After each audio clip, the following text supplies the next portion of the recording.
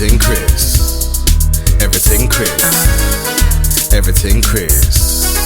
Everything Chris. Everything Chris. Everything Chris. Everything Chris.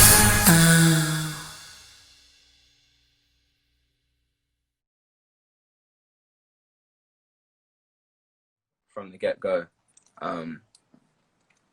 Yeah, that was probably my biggest lesson, getting over myself and just understanding that you got to keep stepping it. You got to keep it stepping. Like, you're going to go through ups and downs regardless. Oh, I like that journey. So let's track back a bit as well. Your GB, the GB experience. You played England and GB, right? Or was it just GB? Yeah, so I played under 18s and under 20s, yeah. So give us your experience with the GB and England and the differences you learned from both England and GB, and what was like some of the toughest competition there as well? Yeah. So starting off with under 18s, I was raw in my under 18s like campaign. I think the nerves definitely hit me because you're representing your country and there's a lot on your back as a young kid. Like, there's a lot on your back. I think the biggest thing for me is getting a taste of that environment. Like, you're in a nutshell, like, you're playing against the best players in Europe for that age group. Like, that's mad. So like, when I was like, we're doing scout, or like, this is our group, like we have Albania, Romania, like Greece, Croatia. I'm like, oh rah, like that's mad. Like, we were playing against Giannis Antetokounmpo's little brother. Like, I was just like, that's crazy, like, to think. And it's so overwhelming, but it's such a good confidence booster to be like, yeah, like, I earned to get here. And I think it's challenging because in England we don't have AEU, and obviously like, in terms of like summer basketball, it's like back to back to back to back, and that European like championship is kind of like that.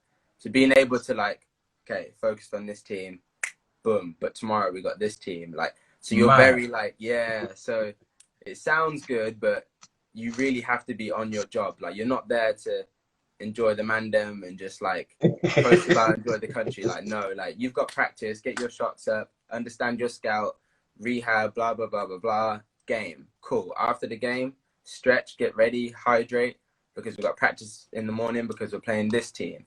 And then you're like 3 games in, you're like, oh, like, my body's taking it, but then it's semis and quarterfinals and you want to get promoted. So it's like, it's very, very, very heavy on your mental and physical. So I think that was the biggest thing that I took from it. And then coming back to England, all the games seemed very, like, I was like, yeah, my confidence was through the roof. Like, like, I've been there, done that. So yeah, being able to next best action kind of thing is what I learned from under 18s. Under 20s, that was because we got promoted that time. We got bronze, so we were a mature group. We knew what we wanted to achieve. For me, my first under 20s, I was like, I want to like go off. Like, I want to play good, because in the back of my mind, I was like, I want to get promoted. But also, I've always played with that chip on the shoulder because I was always that like underdog, underrated. Like, should he be there? Should he not? Like, I've always had that. And I think I carried that even to this day. Because I was never like limelight. Like, I only blew up, or people only knew who I was around 17, probably 18, to even be like, oh, that's who that is. I'm playing with all the guys that have been that guy since they were 12, innit? So I had a lot to prove from the get-go. But I loved that. I loved that there was no pressure on me. Like, I knew that I was going to come in and give the biggest amount of energy that anyone ever seen. Like, I'm picking up 94 feet. Like, I love that. Like, that's where I get satisfaction out of basketball. Like, and you know what's good about that? Yeah. You know what's like, good watch any of my games. You'll never see me picking up half court, like, ever. Like, I'll always be full court. I just get the satisfaction of knowing that someone works on the handles every day and they can't get past me. Like, there's something about that that makes me like, I don't know, it's weird. I like it. Like that. But under 20s, man, amazing. Like, great group of guys. We had fun. we've won. It's a taste of the pro life as such, is what it was, and it was good to get that early before going to the States as well. Did you ever have an experience? Because I remember talking to Justin one time. Sometimes scouts will tell you what a player can do, and then you go in a game and they do something completely different to what they actually scouted. I mean, did you ever experience that a few times in that level? Huh? All the time. You'll get, even in America. They'll say he's a great shooter and keep him off the 3-point line. The next thing you know, you're doing what the scouts said, and then he does something different, and you're like, wait a minute. Like, bro, I didn't know he could do that. We I'm not sure if it was with under 20s or in America, but there was a time where the scout he's like a driver, like he's very athletic, likes to like go and dunk on people. This guy hit 7 threes on us.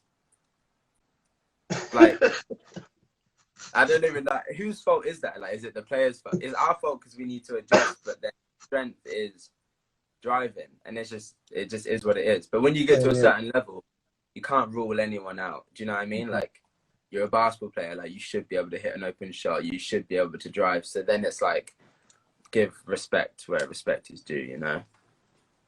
No, man, I like that. So what made you choose Solent then, man, after your college career? Ooh, yeah, mad. I mean, COVID messed us all up, as we all know. Yeah. It ended our season early. I came home early.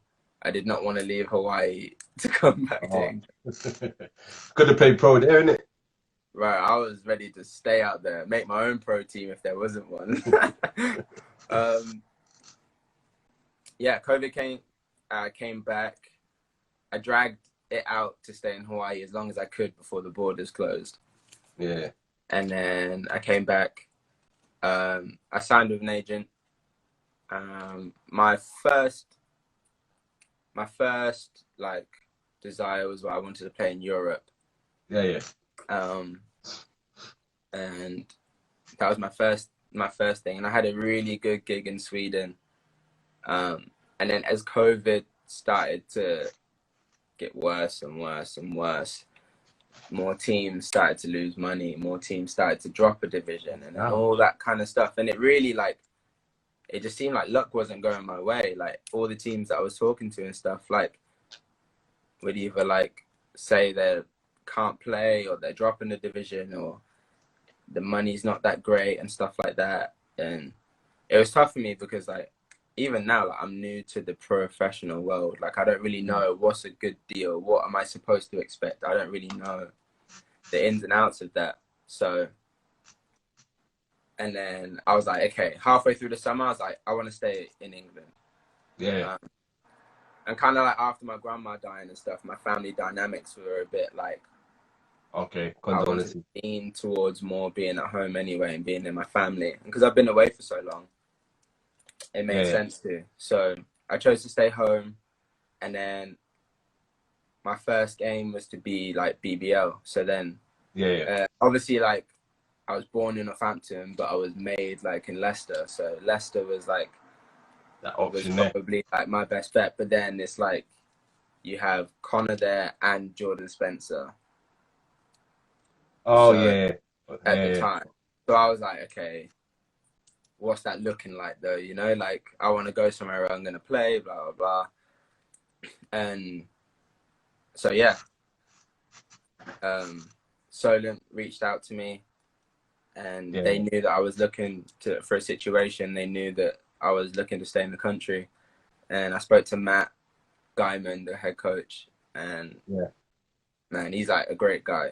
And I think throughout my career, like, I really value who you are as a person outside of basketball. And if you can find that in a good team, that's good, man. Yeah. Like, OJ will tell you the same. Like, do you know what I'm saying? Like, it's just one of those things. And what they did last year, like, they respected. They almost made history. I watched that game as well. Almost made history, man.